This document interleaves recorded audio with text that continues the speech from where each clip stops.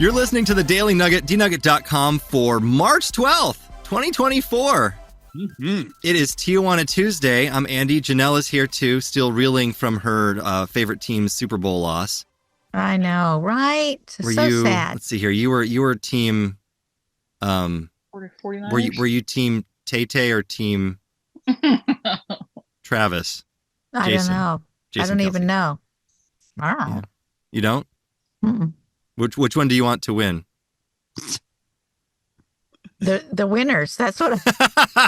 They are the winners. They are. They are My the favorite winners. meme going around during the Super Bowl time was, I don't watch much football, and I don't know who Taylor Swift is, but he sounds fast. Mm-hmm. Yes. That's Sam, awesome producer. Jenn is here rocking back and forth nervously as usual as the resident mom. It's true. All right, we need to Keep go. these boys in line. For Tijuana Tuesday, we must go across the pond this time. Always. Oh, good. A man who claimed to be selling Queen Elizabeth II's walking stick is, shocker, sentenced for fraud. eBay. 26-year-old guy tried to sell what he claimed was a walking stick used by the late Queen Elizabeth. Has been sentenced for defrauding eBay buyers. Drew Marshall from Hampshire in southern England claimed that he was a senior footman at Windsor Castle. Senior footman? What does that even do? Doesn't this make you realize this is why we declared independence from them?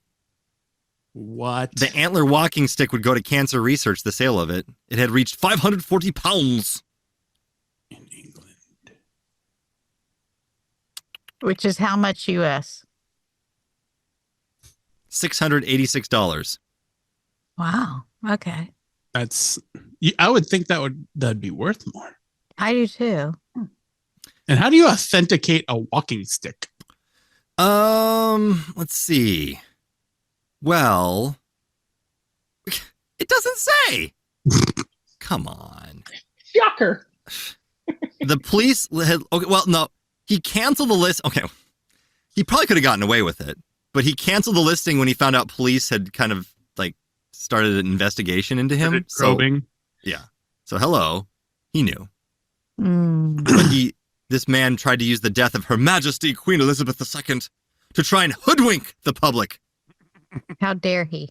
Hoodwink. So, a footman is a male domestic worker employed mainly to wait at table or attend a coach or carriage.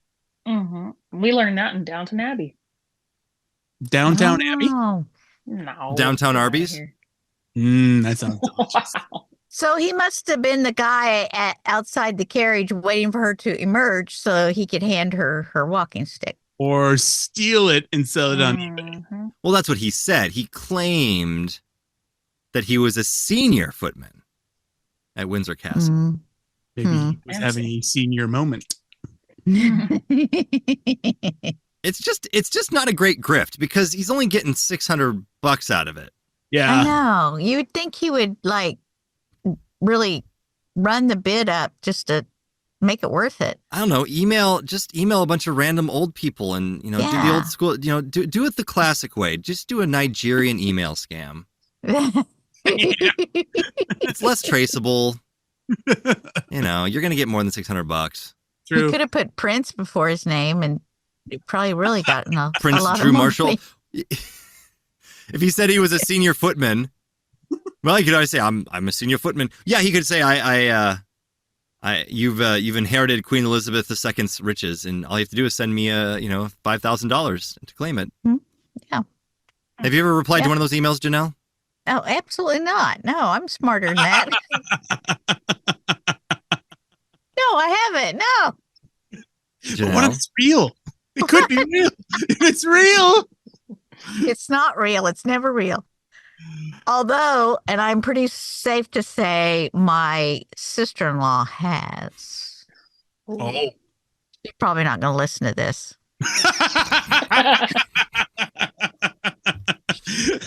Listen, we could use all the listeners we can get, so please. That's true. If you're Janelle Key's sister-in-law, please listen. And if you want to rebut what she's about to say, nuggethatemail@gmail.com. Now continue. and she would. No, but she got hooked into it. And here's the crazy thing about this now. You know that I've traveled internationally several times. Yes. You're on a few watch lists. Yes. She thought that the person she was talking to, which I had no idea that she was even talking to them, she thought that I knew him and told him about her and how she's always so generous and supportive of my trips. And she did support. I'm not going to say she didn't, but he was trying to work an angle that he never even had. And she thought I was the connection. I said, I didn't have anything to do with it. So she thought, wow. So did she end up giving the guy money? I think maybe, but I don't know how much because he kept asking. Then did she get mad at you when she figured out it was a scam? Yeah. And you're saying it's not me. She was mad. I told her, I said, I didn't even know the guy. What? I don't even know. Yeah. But, there's kind of an issue there. I regularly get emails from when I was on staff at church, and it's my favorite one is that we often get Facebook messages sent to the church Facebook page, and it says, "Dear church boss, please help us." And you're thinking, that's how you know it's legit. Yeah. Yeah. It's like, they don't know how churches work here, apparently. Yeah.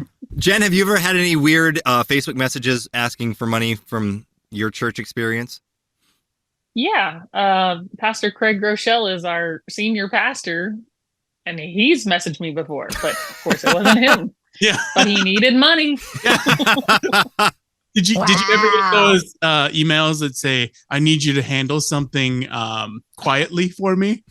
I got a couple of those from Pastor Chris at Pastor Chris Christian Pastor at gmail.com.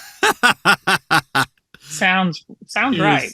Hilarious. Pastor Chris, Christian pastor. Did I mention I'm Christian and a pastor.com? You can trust me.com. So that would make an excellent email address, actually. You can trust me.com? Uh-huh. Totally not a scam.com. Nope. Yeah. We should buy that. Oh, someone's got to already have it. It's legit. Yeah. Look it up, Sam. Look it up. Is not a scam.com. That's funny. Well, I went to totally not a scam.com and it says this site could be risky. This is not a scam.com has just given me a blank page. Oh. There you go. Oh, dun, dun, dun. Trust me, I'm a Christian pastor named Chris.com. Probably short for Christian too. Hey, that's open. That's available. Trust me, I'm a Christian pastor named Chris.com. Buy it. Buy that domain. Oh, wow. Buy it. Mm-hmm. Hey, here's the lesson. Don't get scammed. Yeah. Everyone in agreement with that? I think that's something that, we usually can't find a lot of things to agree with on this podcast. Don't get scammed. Don't get scammed. So why are you trying to scam us into believing that you can do accents like every week?